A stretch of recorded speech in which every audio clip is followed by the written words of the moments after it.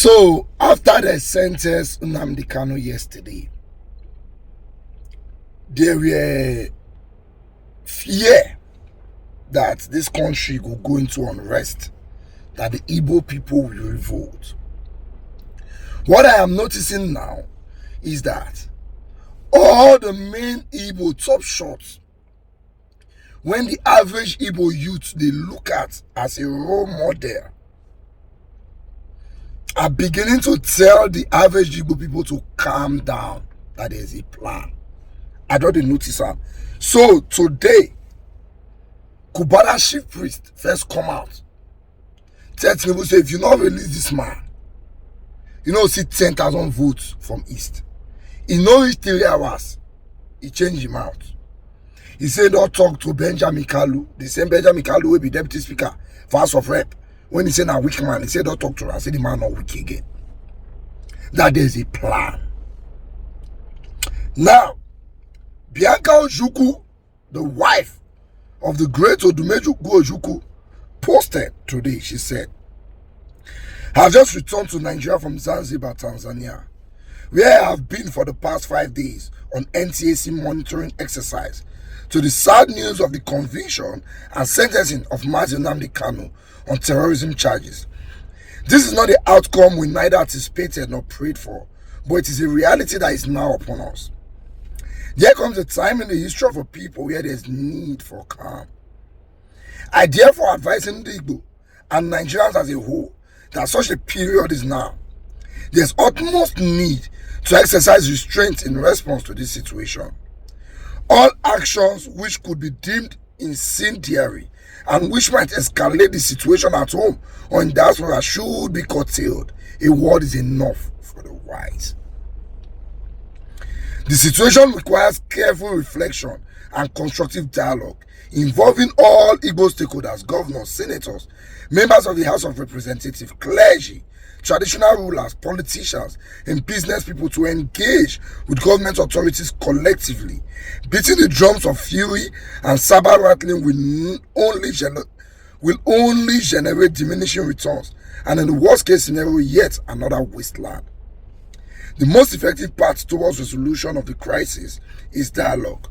The quest for mutual coexistence of Igbo is Nigeria with justice, equity, and dignity, in a commitment which requires our collective resolve, and maintaining peace and order is essential to ensuring the security of all citizens regardless of tribe or creed.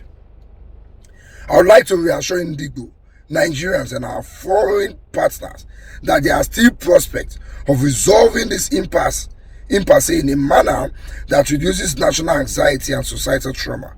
I oblige everyone to remain calm and patient. Over the years, I've continued to mediate and to engage on these issues with several critical stakeholders. Now is the time for us all in Ala Igbo to put all hands on deck and to have a joint engagement sincerely involving all the southeastern states to seek a political resolution to this matter. Ambassador Bianca Ojukwu. Ojukwu is saying, Bianca Ojukwu is saying, this is not the time for fight. This is the time for all the Igbo stakeholders to come together. The pastors, the politicians, everybody, let's sit down and seek a political solution to this matter. Let's go and dialogue. Because if we fight, it's only going to cause more problem for the Igbo land. Just now, Obi Cubana now posted, that's about, when he made this post, about 3 hours ago, he said, the events of the past few days has left everyone perplexed and downcast. Starting with the designation of Nigeria by the USA as country of particular concern, the kidnap of the schoolgirls in Kerry, kidnap of church-goers in Kwara, the dying of Brigadier General and sentencing of Nnamdi Kanu, and most recently, the abduction of over 50 students from the Catholic school in Niger State.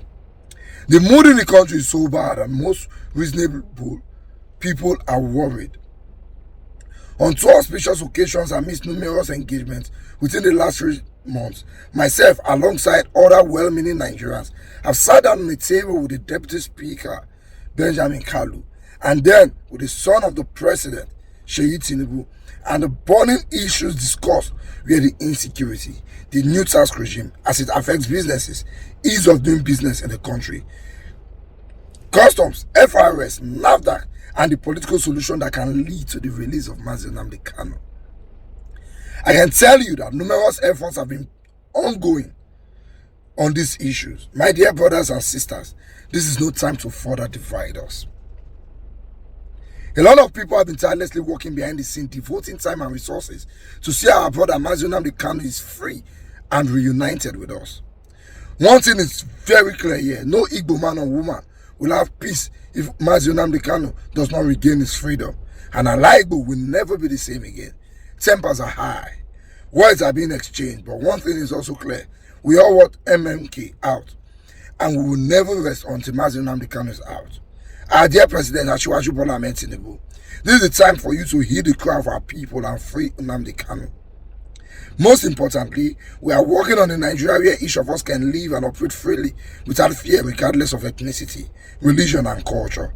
Constructive agitations remain the bedrock upon which great societies are built, but solutions will only be found on negotiation table. Dialogue. So Obi Cubana is saying we are already even negotiating before he was sentenced. What I have noticed that they are telling these people is the president wanted the court to finish their work, then him will now grant Nnamdi Kanu presidential pardon. That's what it looks like. They are telling these people. That's a good strategy, but is it a true? Is it a true? Which English I go speak? Is it the truth? Is it what the president is actually doing, or they're just playing everybody to be calm so that fight no good day? For me, I don't have a problem with you sentencing Nnamdi Kanu. That's all right. But sentence Sheikh Gumi too. Because Sheikh Gumi is worse than Nnamdi Kanu. We cannot have two laws in this country. Where some people can do something and go away with it, and others will do it and enter prison. It does not work that way. If you know we cannot sentence Sheikh Gumi, then release Nnamdi Kanu. Meanwhile, the Nnamdi Kanu himself is not helping matters. If you see the way they shout for your own lawyers for court, you go wonder what he go do if he dey free. Insult judge, insult everybody, threaten every soul. This was what he was doing before he was arrested. He go there that radio be out it. Go and kill this, go and do this, go and do that, and you expect the country to let you free. But if we are going to sentence Nnamdi Kanu, we arrest Sheikh Gumi now. Because Joro Council, this is pure oppression of the Igbo man. And I tell my Igbo brothers, our problem is your Igbo politicians. Now mind not this talk that they talk now. Cubana chief prisoner don't go meet Benjamin Kanu. All of a sudden, the Benjamin Kanu way they blame, say they insult Alesoti. All of a sudden, they say the man no weak again. Okay, no wala. The rest what they do since now behind the scene. What about the insult for Alesoti? That one no call. Mona they play.